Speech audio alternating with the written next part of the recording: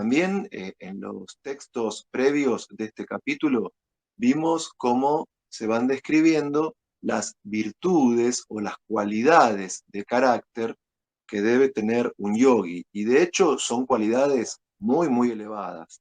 Ahora, un punto importante es que el auténtico yogi no considera al yoga como una actividad de esparcimiento de fin de semana o como una actividad para, de alguna manera, hacer un descanso en algún punto de la semana, después del trabajo o después de la familia, sino que este yoga, llamado Dhyana Yoga, es un yoga muy solitario, muy austero, de mucha renuncia, y requiere que la práctica de la vinculación con el absoluto sea constante, que no tenga ningún tipo de pausa.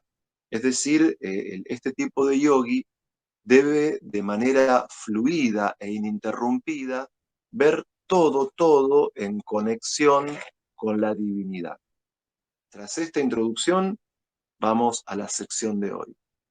Entonces, si nosotros evaluamos este proceso de Ashtanga Yoga desde el punto de vista yástrico, no cabe ninguna duda que este proceso es genuino. Hace unos meses atrás me tocó dar una clase sobre esto para ISKCON Buenos Aires, y un contacto de Facebook me decía que yo no era muy adepto del Ashtanga Yoga y que de algún modo siempre estaba viendo algún tipo de defecto.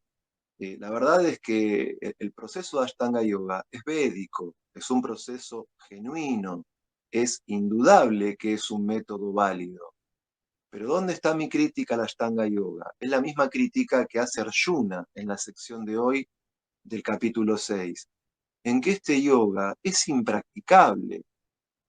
O sea, ¿quién de nosotros hoy en día puede cortar la relación con la familia para ir al medio de una montaña a hacer yoga para siempre? Es impensable. O sea, nosotros como mujeres y hombres del siglo XXI tenemos necesidades afectivas que implican el contacto con el otro, tenemos necesidades que son de orden moral, que implica poner en práctica ciertos valores, necesidades de tipo intelectuales, que implica adquirir cierto tipo de conocimiento, y también tenemos necesidades materiales, lo cual implica llevar a cabo algún tipo de trabajo que nos permita tener una vida confortable para, a partir de esa base, dedicarnos a la autorrealización. Entonces, realmente, con todo lo genuino que es el proceso de Ashtanga Yoga, con todo lo válido que es este proceso, para la mayor parte de nosotros es impracticable.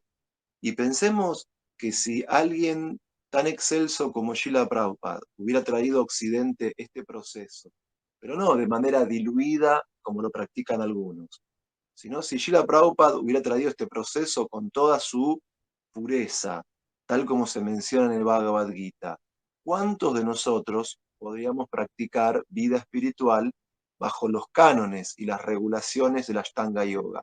Yo, por lo menos, estoy seguro que no. Realmente no podría. Entonces nadie niega la autenticidad de este proceso, pero el propio Arjuna le dijo a Krishna hace 5.000 años atrás: Arjuna, número uno, que era un kshatriya. Los kshatriyas tienen una voluntad que es inquebrantable. Número dos, era una persona de la cultura védica, educado en sistema Varnashram. Y número tres, era primo de Krishna. Y si con toda la cualificación que tenía Arjuna, él le dice a Krishna: este proceso me resulta impráctico, intolerable, y para mí es casi una tortura pensar en practicarlo. O sea que si Arjuna, con toda la capacidad que tenía, y en el contexto donde él vivió, decía que la Ashtanga Yoga es imposible de practicar, ¿qué nos queda para nosotros?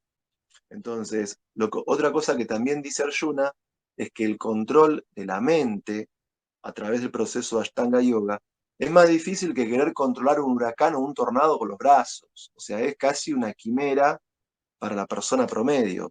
Digamos, ¿es un proceso cerrado a todo el mundo? No, no. De hecho, hay, por ejemplo, en India, yogis que actualmente están practicando este proceso. Pero realmente nosotros, o por lo menos yo, no podría. Entonces, claro, lógicamente Arjuna tiene una duda. A mí me pasa a veces como profesor que los alumnos les estoy tomando la prueba y me dicen, profe, ¿cuándo es el recuperatorio? Ya como que es la pregunta obligada. Entonces, Arjuna, como buen alumno, le hizo la misma pregunta a Krishna. Bueno, pero pará. Si tras todo este proceso tan austero de Astanga Yoga que me planteaste en este momento, uno se llega a resbalar, uno llega a tener un impas, uno se llega a caer. ¿Qué pasa? O sea, ¿qué destino tiene el trascendentalista que en esta misma vida no puede alcanzar la perfección en su proceso de yoga? Entonces, acá pasa un punto importante. Si uno va a la facultad a estudiar abogacía y deja a la mitad de la carrera, no te van a dar el título de medio abogado, porque o te recibís o no te recibís. Es decir, si uno hace un esfuerzo enorme por ir a cursar, por leer los textos, por dar los parciales y por dar los finales, si hiciste todo ese sacrificio y no terminás la carrera, el título no te lo dan. Pero afortunadamente, en la práctica del yoga nos encontramos con una realidad muy distinta, porque el avance que hacemos en la vida espiritual nunca es infructuoso. Es decir, todo intento, por más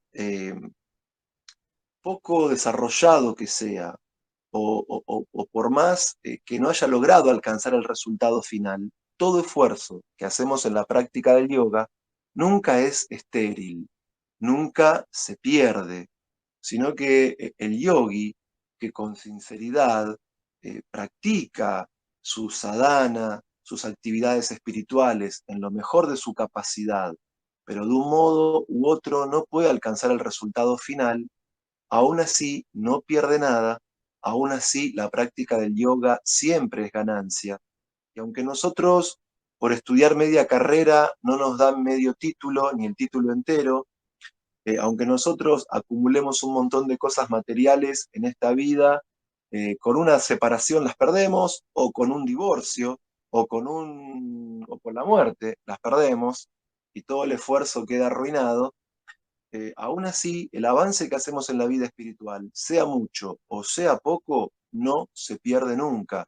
Es un patrimonio que nos acompaña vida tras vida. Es una ganancia que se acumula en esta vida y que sigue creciendo existencia tras existencia.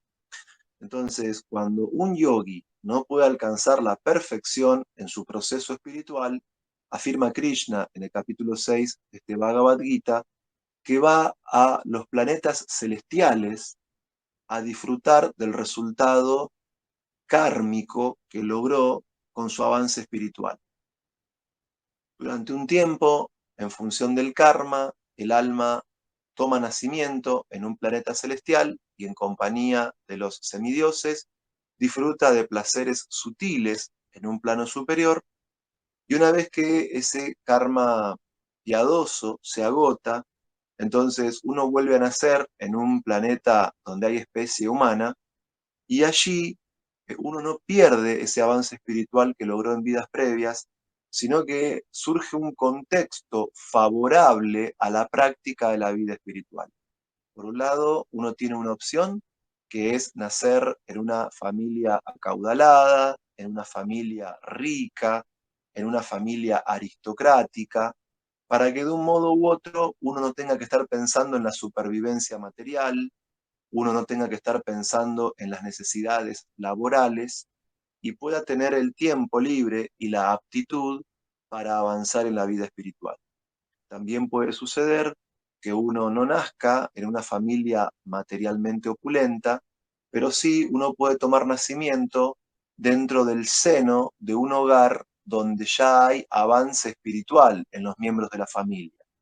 Entonces sucede que desde muy temprana edad uno comienza a sentir atracción por el yoga, uno comienza a ver como algo natural las reglas y regulaciones de la vida espiritual, y uno recibe un contexto favorable para que el avance que logró en vidas previas pueda continuar en la vida presente, y dado que en la vida actual uno retoma las reglas y regulaciones de un proceso específico de yoga, se completa el proceso de purificación espiritual y uno, en definitiva, alcanza esa máxima perfección que no pudo alcanzar en vidas previas, pero que siempre está al alcance de la mano de un trascendentalista que sí es progresivo.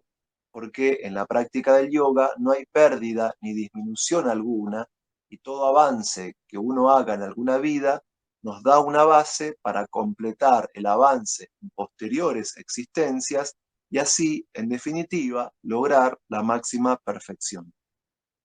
En este capítulo también Krishna establece una especie de jerarquía entre los procesos de yoga y establece que es mejor ser un yogi que ser un trabajador fruitivo y que ser un intelectual de tipo impersonalista. Y por último, Krishna esclarece un punto muy importante, porque a lo largo de los 18 capítulos del Bhagavad Gita tal como es, Krishna va a exponer diferentes procesos de yoga y en última instancia él va a clarificar en el texto final del capítulo 6 el hecho de que hay una jerarquía dentro de los diferentes procesos yógicos. ¿Por qué? Porque el Bhakti Yoga es el yoga más elevado. Y en este sentido se afirma en el texto final del capítulo 6 que de todos los yogis, y pensemos que Krishna expuso muchos procesos yógicos a lo largo de los 18 capítulos de Gita, el más elevado es el que tiene Shraddha, es decir, aquel de los practicantes de vida espiritual, que tiene fe en el aspecto personal del absoluto, es el yogi más elevado de todos. Entre todos aquellos que practican austeridades y métodos de avance espiritual, aquel que siempre tiene la mente absorta en Krishna es el más elevado de todos. Pensemos que Rupa Goswami en el Néctar de la Instrucción dice que los impersonalistas son superiores a los trabajadores fruitivos. Luego Rupa Goswami dice que los Vaishnavas son superiores a los impersonalistas. Luego él afirma que las gopis son superiores a los devotos comunes. Y Srila Prabhupada explica en el libro de Krishna que el señor Chaitanya vino a enseñarnos el método de yoga que practican las gopis. Y ese método es tener la mente siempre absorta en Krishna.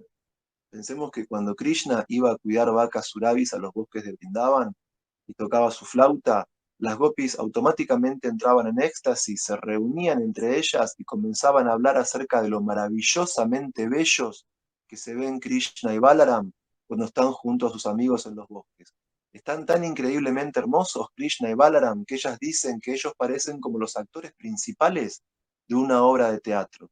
Entonces, ahí podemos ver que las gopis exteriorizan mediante el lenguaje aquello que es objeto de su pensamiento y de su amor, que es Krishna.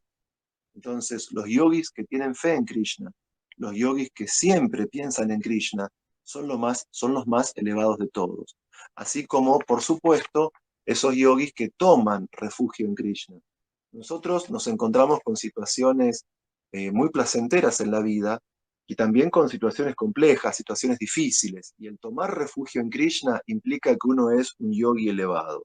Y por supuesto, también posee esta característica de elevación espiritual aquel que presta servicio amoroso a Krishna, porque esto implica que hay un vínculo de amor entre este yogi y la suprema personalidad de Dios Sri Krishna, y por eso, en comparación con todos los demás yogis que se describen en el Gita, aquel que llega al plano del Bhakti Yoga puro es, sin lugar a dudas, el más elevado de todos. Hare Krishna, muchas gracias. Aum Tat Sat. Todas las glorias de Srila Prabhupada y a los Vaishnavas reunidos.